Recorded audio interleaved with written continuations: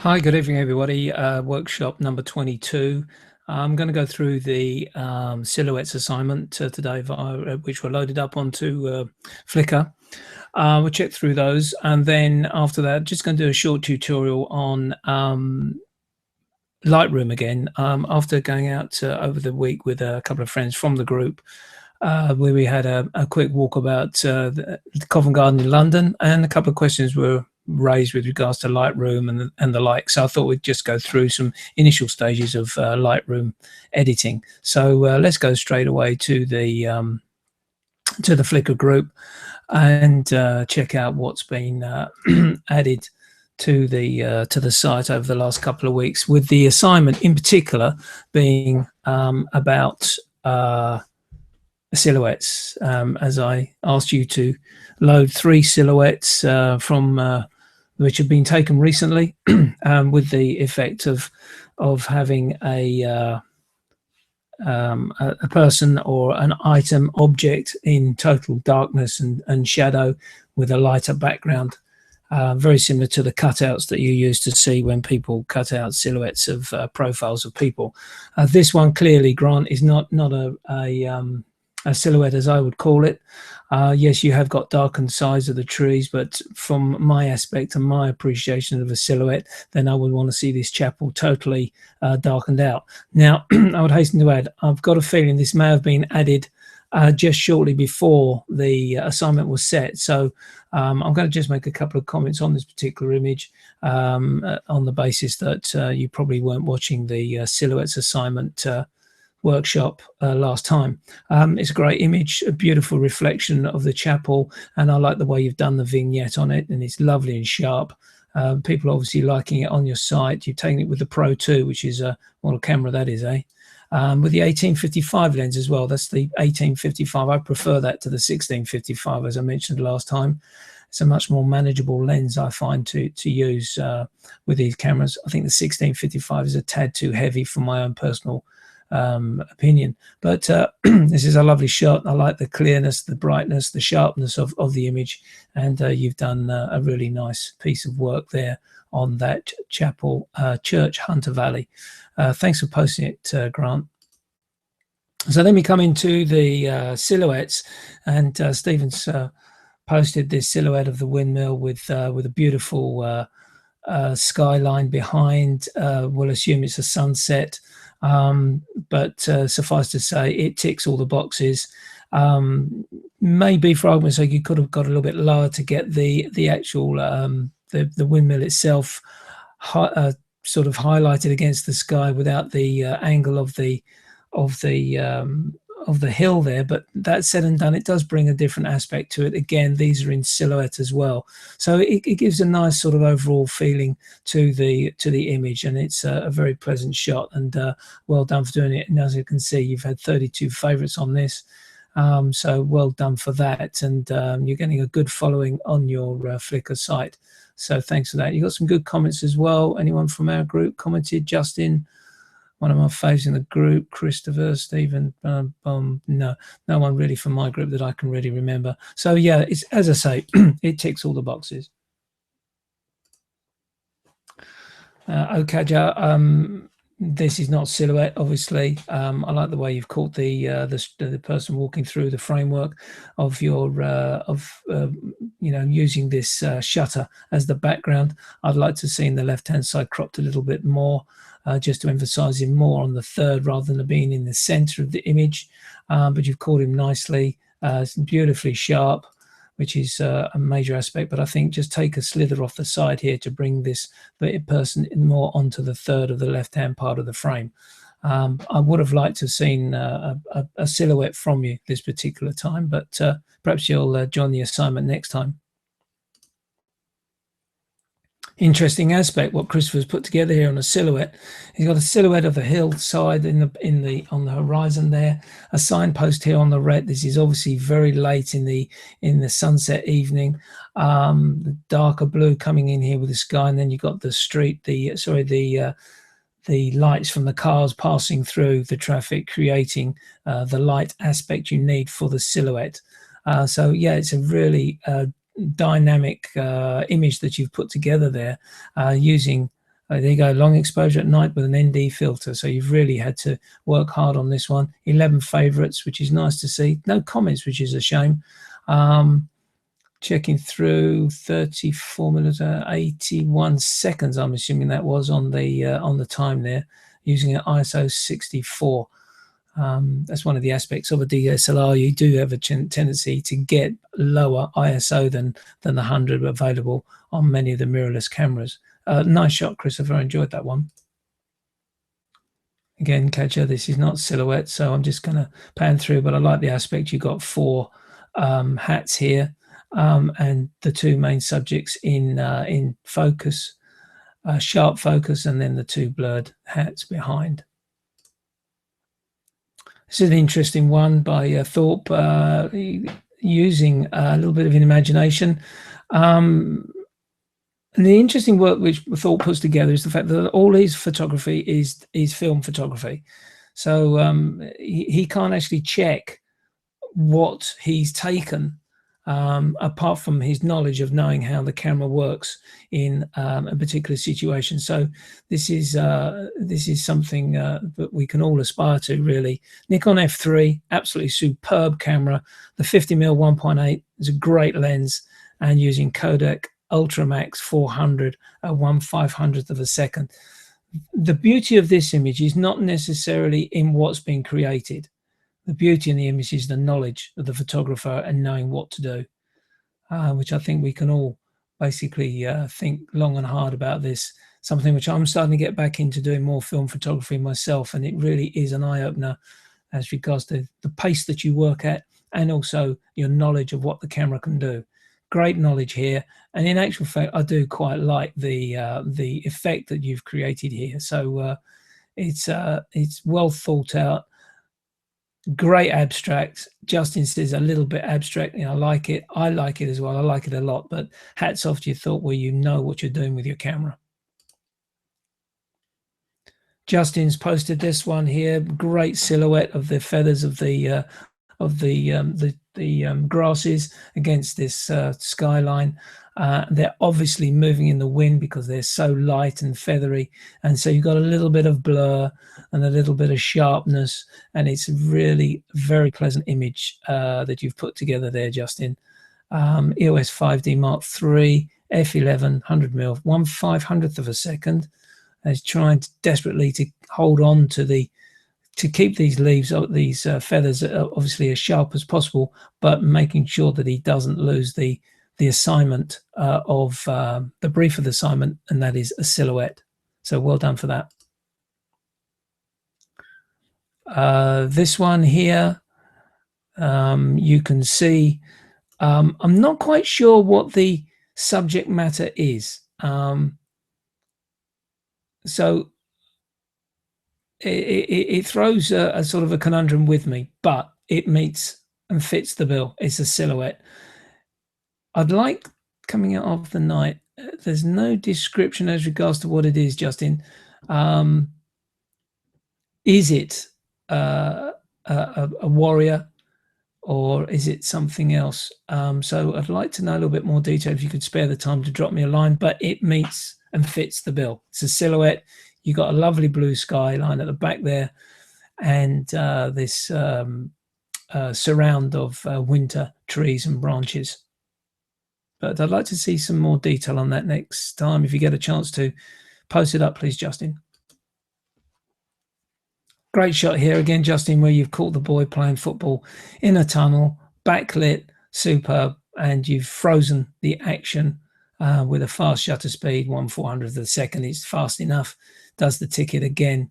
50mm lens. 50mm on a 24-70mm lens.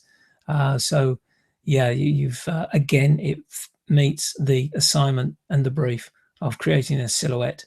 5 favorites, and as a good shot. All these shots, I can see nothing majorly wrong where someone has tried to create a silhouette and has made a mistake. I don't think Kaja has any stretch of imagination tried to create a silhouette here on this particular image. It's just a fun street shot. And again, another street shot which doesn't meet the brief. Stephen, this is interesting. pure mono shot. He's done 2 or 3. Thanks for pointing that out to me. The silhouette, he's got a lovely lightish area here, fading out to the right.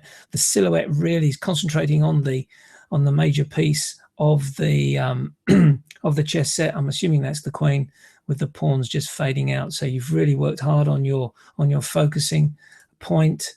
Very effective and creative work, says Petri. 15 favorites. There's no EXIF data. Doesn't matter. I can see what you've attempted to do, and you've fitted the bill exactly. Shallow depth of field. Here we are. It's on the left-hand side. Didn't see it. 1.8. Drop the pawns out of focus. A candle was placed behind the queen, and white artist sketch paper used as a backdrop. Adjustments including addition of grain made in Lightroom. It's a lovely shot, well thought out, and just the simple use of a candle light. Well done. Lovely work, Stephen. Thanks for posting that up. Kaja, it's not silhouette. Nice one here, Steve. Steve Perkins. Thanks for posting this. Yeah, you've managed to work something quite neat here. You've got the silhouette of the jumper in front of this beautiful skyline, sunset, I'm assuming. Are they jumping into water there? It doesn't matter. But the other person here, looks like another child, just catching the pink of her t-shirt, or of her shirt there. So a blouse. It's a lovely, nice, moody shot. Kids obviously having fun, and I'm going to assume he's jumping into water there. 46 favorites, well deserved. XT1, another great camera. They're all great cameras these days, but the XT1 is one out of the top slot in my opinion. And yeah, perfect time in Roland Bush. And Stan says great moment, and it is a great moment. Nice little vignette on the outside there, just to concentrate into the center of the image.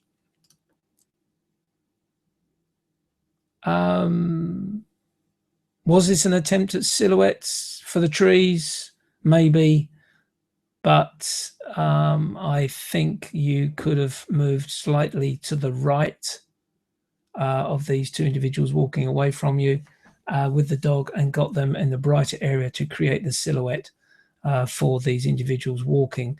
Too much exposure effectively in the foreground for to meet the bill, to meet the brief of a silhouette.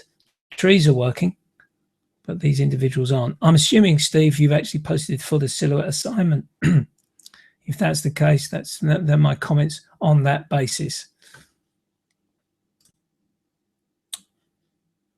Another one here is interesting, because I think in actual fact, bird in silhouette, 3 of 3. I see he's numbered them. Yeah, the bird is the silhouette, not the columns, and that's where the difference is. Lovely diagonal here created.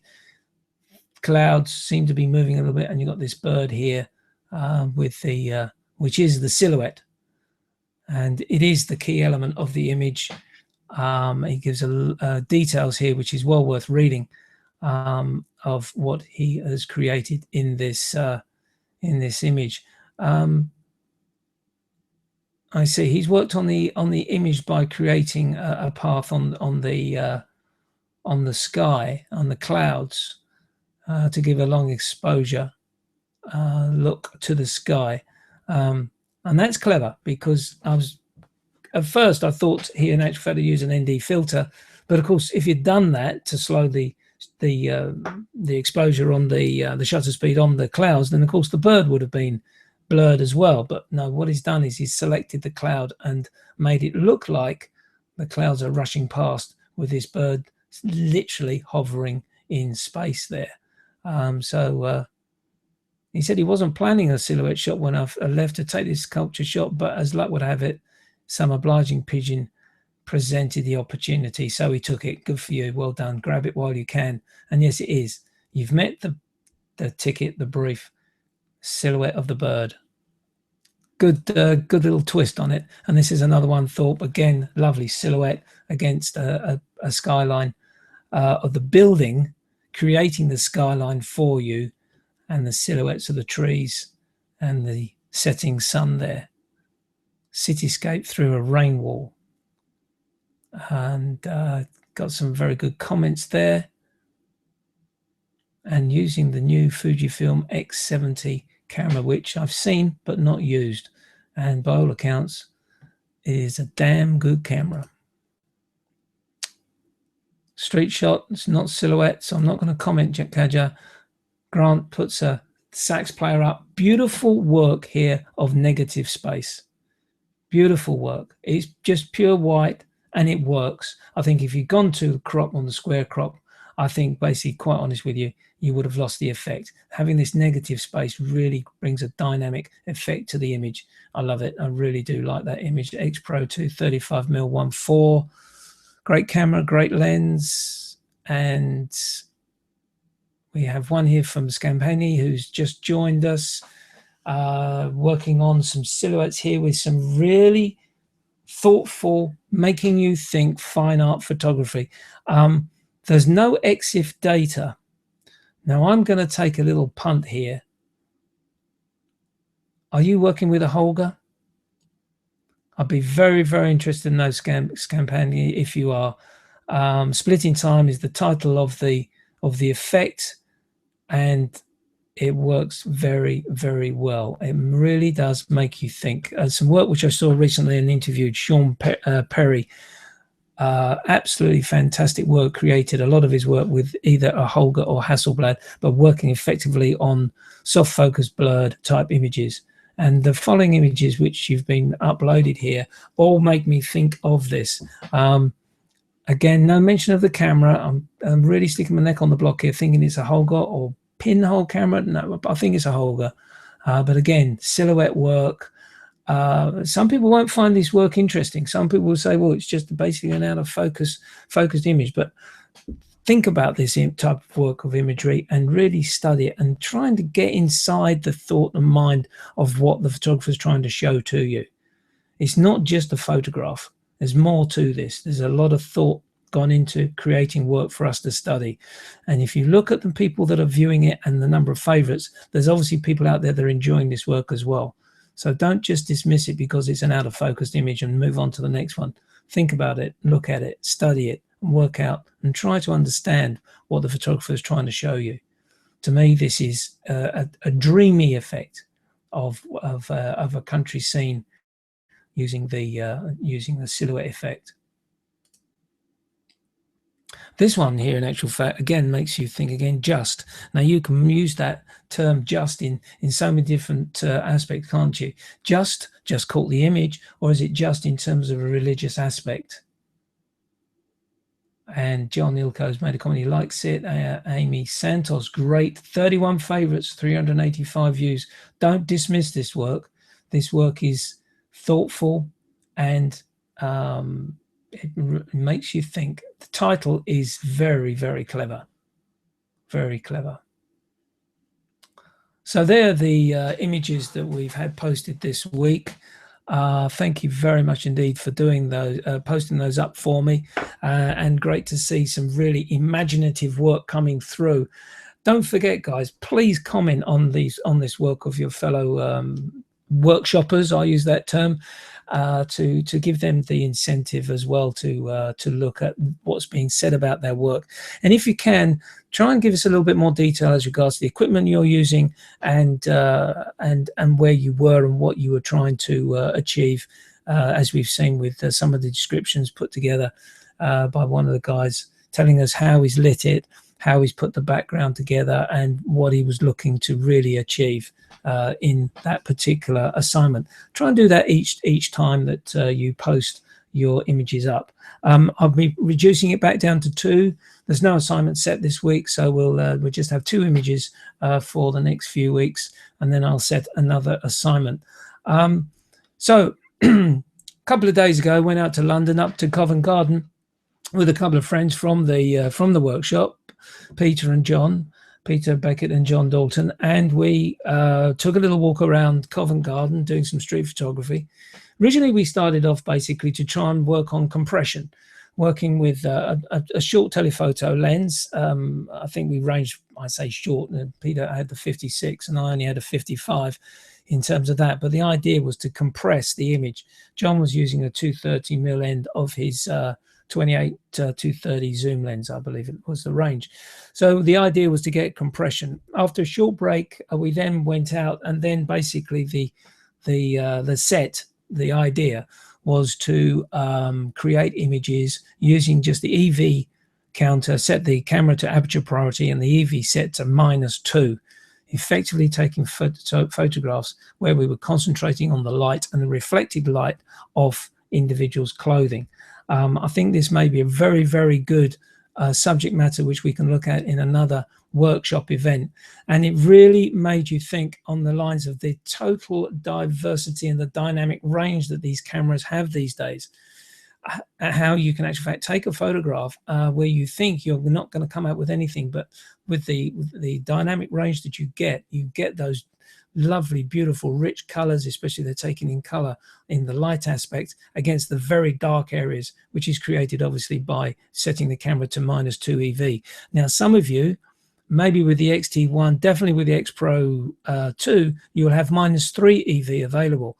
And don't be frightened to use these EV ranges, because the Lightroom itself is such a clever tool to use, and it can rescue quite a lot out of the shadows for you to edit in Lightroom. So give that some thought. As I say, I think we'll do an assignment next time where I must see the EXIF data showing that your camera in actual fact was taking the image at -2 or -3 EV, whatever your camera can achieve.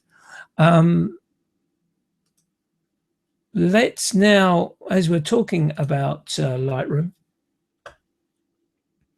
let's go to talk about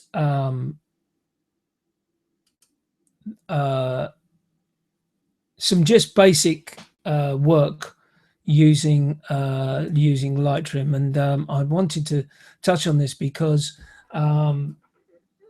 talking to Peter and to John, there's a couple of questions that come up with regards to how do I do this, how do I do that. So I thought what I'd do is I just sort of go through some quick it's another introductory run of using Lightroom and what can be achieved. One of the things which came up in conversation was, once I've got my photographs on the SD card plugged into my computer and I click import, where do they go? Now this is one thing which you must make sure about. First of all, you've got to set a catalog, and in that catalog you've got to set a folder. In that folder you create either the name of your camera or the city or the date. Whatever you do, it must be that sort of route so that you can get back to your images when you found them. So what I'm going to do here, this is an old SD card. I'm not going to download them because, as you know, my computer is on the slow side. Once I've done this, I'll cancel this and go straight to some images to do a quick tutorial on some editing. So across the top here you have Untitled, which is unfortunately the name of the SD card. It's Untitled. Go across the top, you see Copy in the middle, which you want to copy your files to your computer, and you'll see Main Backup. Well, that's the name of my external hard drive. All my photographs are downloaded to an external hard drive. They're not to the computer. I feel this is the safest way for me. And then basically over a period of time, I then copy those files onto another external hard drive for safekeeping. Sometimes I copy it again for a third just to make 100%. Sure. So on next to Main Backdrop, you can click on the double arrow, which will give you a list of previous folders that you've got. There may not be a folder there which suits what you want to do, where you want them to go. So you hit Other Destination. When you click into Other Destination, your folders will come up inside the, in my case, the external hard drive, as regards to where you want to put them. Now, this is where the catalog is. You can see I've highlighted it there. Then I would go into the name of the camera. In this case, it's the Fuji XF1. I would then create a folder called, I'm just going to call it Test Run, just for this case. And then click Choose, click Create. That folder will then come up in that run, in the catalog, in the camera, and then the new folder. And then I will click Choose. Choose will then come back up into here, and you'll see it there, Test Run. At that point, I will import. Now, these images which I've selected here will then be imported to that folder. Now, I'm not going to do that now because basically my computer running not only this workshop and through YouTube is quite honestly just far too slow. You'd all fall asleep. So that's how I will download my images into my computer. So what I'm now just going to do is just do some basic, very simple editing of a particular image which is on my computer here. You'll probably remember seeing these when I tested the X Pro 2. And I think really what we'll do is we'll just select any one image here with regards to this little fella, which I saw in the parkland. You click develop, which is on your top line. It goes library, develop, map, book, etc., etc. Click develop. Develop, in actual fact, will open up a panel on your right-hand side, which will give you the immediate area you're looking at, which will give you exposure, contrast, highlights, shadows, whites, blacks, and then another section, clarity, vibrance, and saturation. So just for the purpose of this image and for this tutorial here as regards to basics starting in Lightroom, I'm just going to show you what these sliders do. Now, first of all, remember, when I shoot with my camera, I always shoot at minus 2/3 EV or -1. So it looks a little bit on the dark side. But you can see what actually happens. It looks underexposed and a bit mucky. So you can see what happens when I slide the exposure side to go, and that's up to +5. I can also take it down to -5. There's nothing there. So I'm just going to operate the slider just to +1. That's 1.0. Here we go. Can I get it to 1? Yeah, that'll do. Well, 1.05.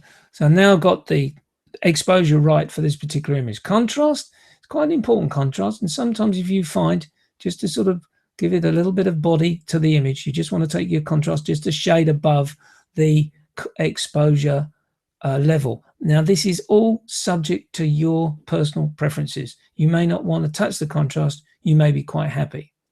The next set of sliders are very, very clever indeed. Look what happens when you drop the highlights right down to 0. We've done this when we did the HDR effects. All the highlights are basically reduced, which is great if you're looking to bring in sort of an HDR effect, or there is a particular item, an area in the image which is very bright. This one there isn't. It's fairly balanced evenly. I'm quite happy with the shadows. And if anything, I probably just want to add a little bit of highlight, which brings in this highlight down the bottom. There's no, I've just dropped the shadows a little bit because it's darker up the top here, and I'm happy with that. Now the whites, if you hold down the Alt key, I'm on a Mac, by the way. If you hold down the Alt key and click on the white slider, it goes completely black. And you just want to move that slightly to the right until you see some white pixels starting to appear. Now you can see right on the top side, you can see a white element appearing. That's because of this lighter area up here with this shirt and this hut, basically. That's the riverboat hut. You do the same with the blacks. You can drop the blacks down, and especially if you're like me, you like a little bit more darker areas in your image, you can do that, and that basically shows the blacks. If I go the other way, that was a -43. Note for myself. If I go the other way, you can see it takes all the, it really does brighten up the blacks. So I just want to take it down below 40. That's fine for this purpose. Now the next few can be overdone. Clarity, over the top. Can you see how basically it's just overdone the sharpness and the edges? Basically what clarity does is not sharpen the image, it creates more contrast to the image and richens the color. I don't think there's any need for me to touch the clarity. Vibrancy will obviously make the colors more vibrant, and you can go right the way through to ridiculous levels, far too much for the green, and you can then balance that out. Now, saturation says what it says on the tin, saturates the color.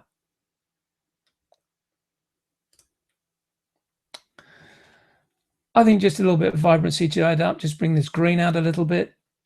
I would then start looking at cropping this this particular image. Too much pathway to show, so I'll bring it up a little bit, bring down the top end a little bit as well.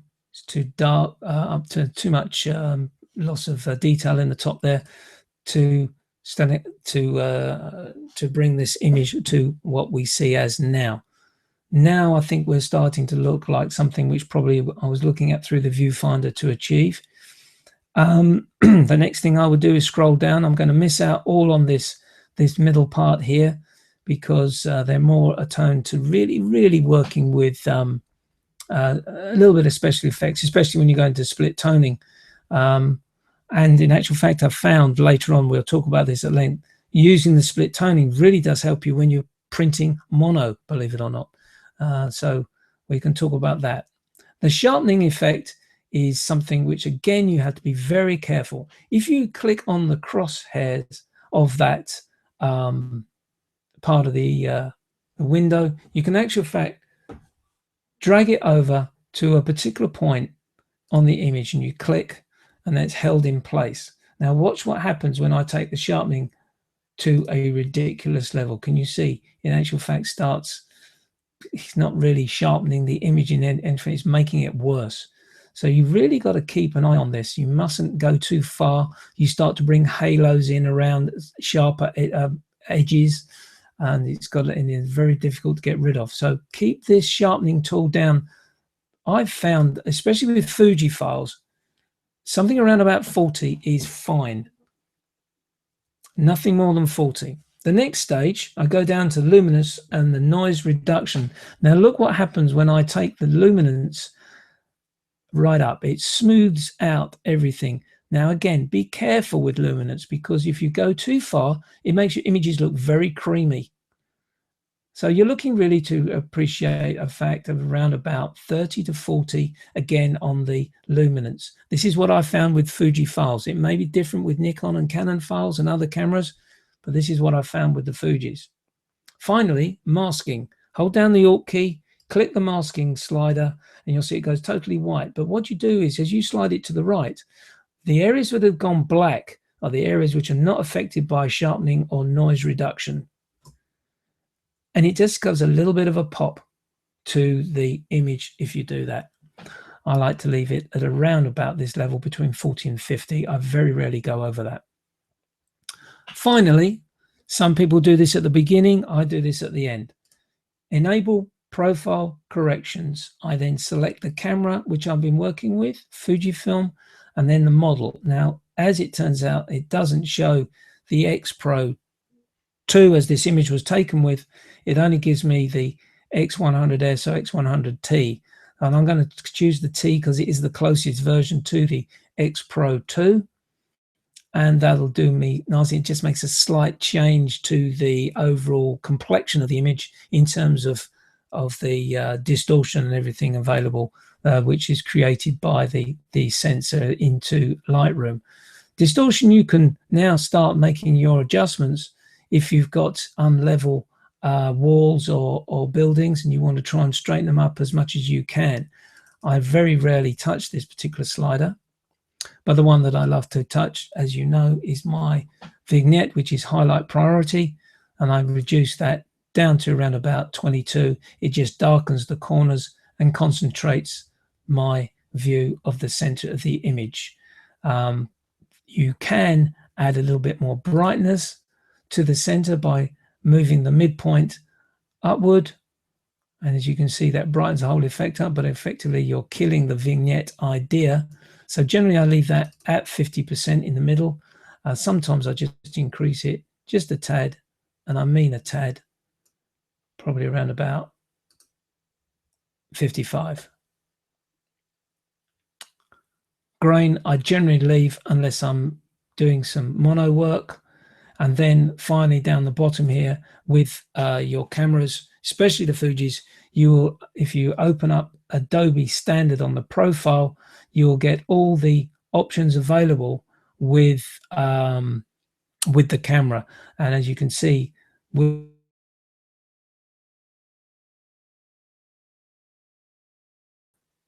a classic chrome like filter operations if you've got available. Now you can make that change there, and you'll see a change in the color. The effect really is to try and get it, I suppose, really as close as you can to Kodachrome. Or you've got the Acros green, which is a mono effect, or you can go to Acros red. Again, it changes the colors. One I particularly like using is Astia Soft. A little bit richer. Perhaps it's too much in this particular case. Yes, it is. Green went a little bit too rich for my liking.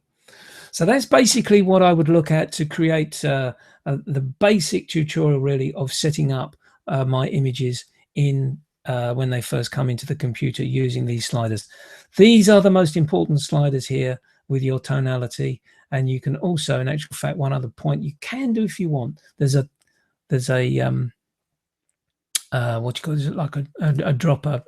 You can, this in actual fact will give you a white balance corrector, and it will correct the white balance in there. And you select a gray area in your image, or green, which will give you that balance for the correct white balance.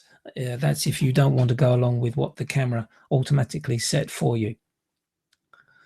I won't talk about these tools up here for the moment. I could, actually, I will just touch on one, because one of the questions was put to me. This is the selecting tool, and the selecting tool, you make an area, and you can then brighten that area or take it down depending on what you want to do. And you just space back if you want to delete that. So that's basically the start of using using Lightroom. What I would then do from that situation, I've now got an image which I'm happy with. I will now put it in a collection. You click collection, create a collection. I'm just going to call it test run. Click that as OK. There's the new collection. Test run is in there, but of course the original is still available in the original library where the image came from, which was in just waiting for my computer to catch up with me, which is in the X Pro folder. And as you can see, there it is selected. The beauty of Lightroom is that I could now reset that image and start again. Lightroom does not destroy your files. If you want to keep that image, Command apostrophe will copy that image. Give you it's still a raw file, but it's copied.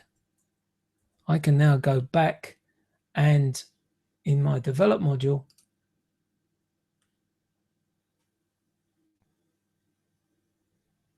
wait for everything to and reset it back to what it was before. And just to show you the work which was done before, as it is there, there's the final work that we've done, and that was the original shot taken with the X Pro 2.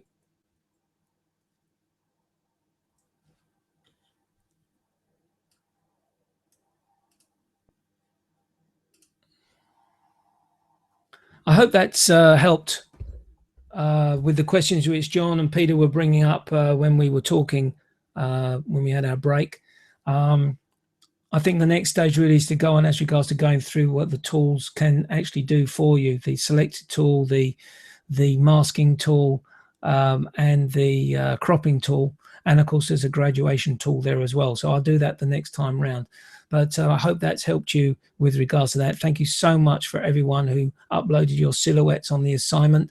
There'll be an assignment in about 2 or 3 weeks' time when I've decided which one to do. I think I may in actual fact do this this minus EV work, concentrate on the highlights of your images, but don't send any through yet. Just update some image work that you've done recently, and please make comments on your fellow workshoppers work, because it always is a great thing to see. So thanks again for watching.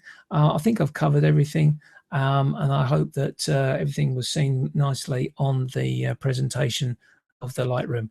Thanks for watching, and I'll see you next time. Bye for now.